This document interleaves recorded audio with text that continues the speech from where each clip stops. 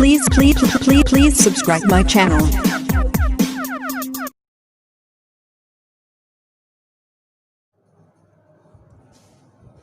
हाँ तो भैया बहनों, आज फिर हम ऑनलाइन क्लास में हैं और इस ऑनलाइन क्लास में आप सबका स्वागत।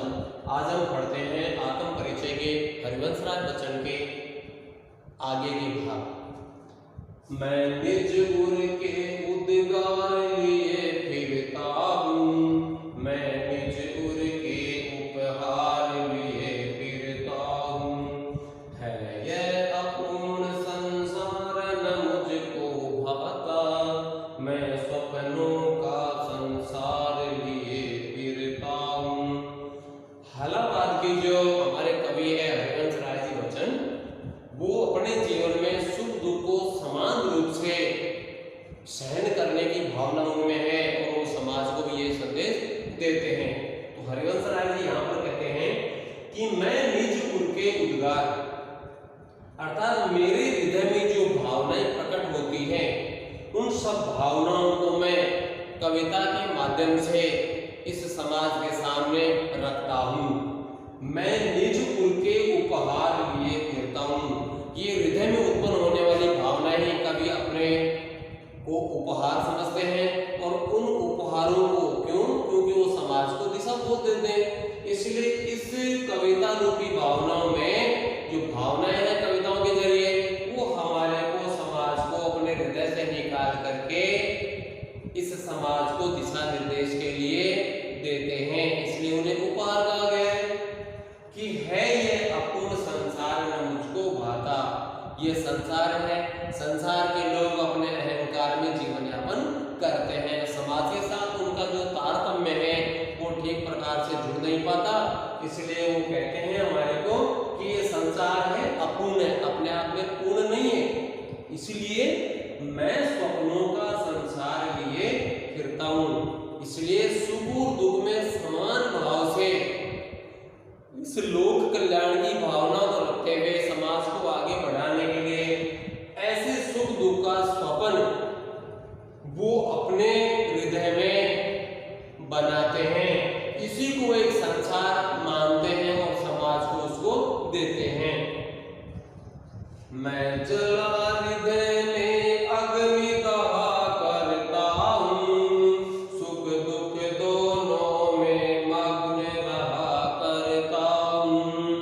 जग भव सागर तरने को नाग बनाए, मैं भव मोजों पर मस्त बहा करता हूँ। यहाँ पर बच्चन जी कहते हैं कि मैं अपने हृदय में अग्नि, प्रेम की अग्नि जलाता हूँ, क्योंकि यह संसार जो है वो प्रेम के वशीभूत ही होता है।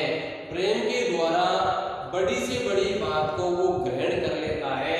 इसलिए मैं हृदय में प्रेम की अग्नि जलाया करता हूँ। क्यों जलाया करता हूँ? सुख दुख दोनों में मग्न रहा करता हूँ। मेरे जीवन में चाहे सुख हो या मेरे जीवन में चाहे दुख और कष्ट हो, मैं समान भाव से उसको अपने जीवन में ग्रहण करता हूँ। क्यों?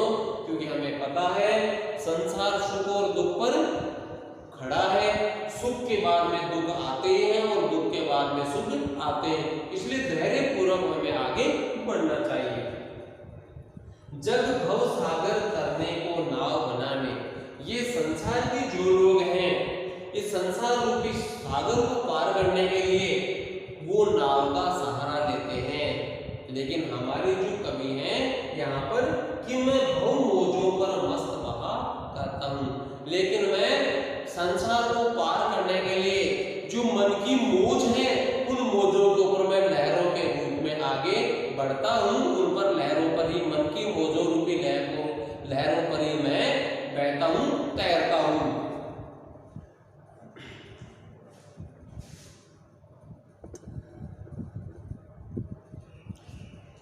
मैं यौवन का उन्माद लिए फिरता हूँ, उन्मादों में अवसाद लिए फिरता हूँ। जो मुझको बाहर हंसा रुला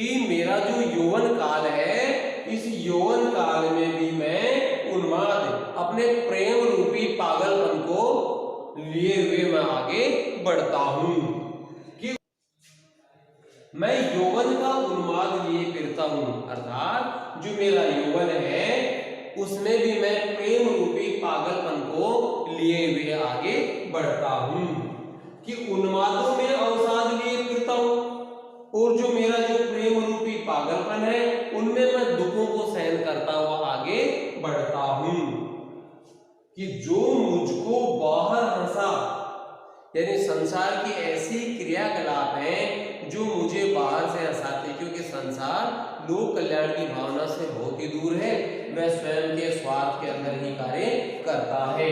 इसलिए बाहर से लेखक कह रहा है कि मुझे इन सब बातों से हंसी आती है, लेकिन रुलाती भीतर, लेकिन लोगों का जो दुख है, अवसाद है, इसके कारण से मुझे आंतरिक मन में बड़ी ग्लानि होती है, कष्ट होता है।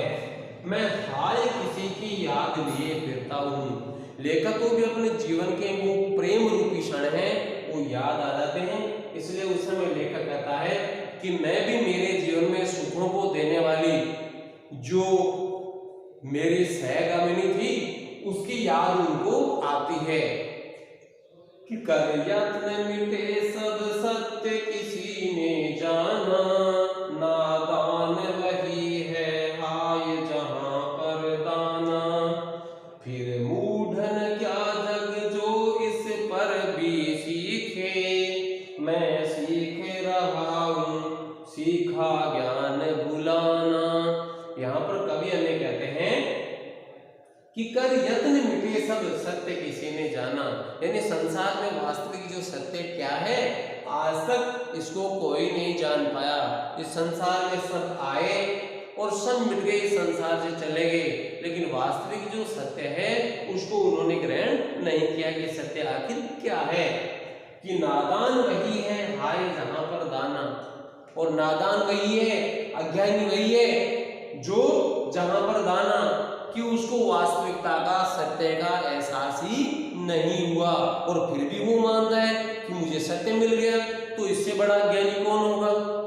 कि फिर मूढ़ ने क्या जग जो इस पर भी सीखे, फिर वह संसार के प्राणी एक मूर्ख है जो इस पर भी सीख नहीं लेते कि हमें सत्य का ज्ञान ही नहीं है, और फिर भी हम अन्य चीज को सत्य मान बैठते हैं, तो उनको सीखना चाहिए। इसी पर यहाँ पर प्रश्नवाचक दिया लेखक ने कि मैं सीख रहा हूं सीखा ज्ञान भुलाना, लेकिन ये जो अज्ञानी संसार है, ये अपूर्ण संसार है जिसका अधूरा ज्ञान लेकर कह रहा है कि मुझे आया है, मैं ऐसे सीख को, ऐसे ज्ञान को मैं भुला देना चाहता हूं, यानी ऐसा ज्ञान जो अपूर्ण है मेरे जीवन में, वो किसी काम का नहीं है, तो ऐसे ज्ञान को मैं भुला देना चाहता हूं। ये भाई बहनों, इन चारों जो भाग हैं, इन चारों भागों को हम पुस्तक से घर पर याद करेंगे, सीखेंगे, और अर्थ किसी प्रकार से यदि समझ में नहीं आए तो मुझे मैसेज के द्वारा या कमेंट्स के द्वारा मुझे लिख करके भेजेंगे। धन्यवाद।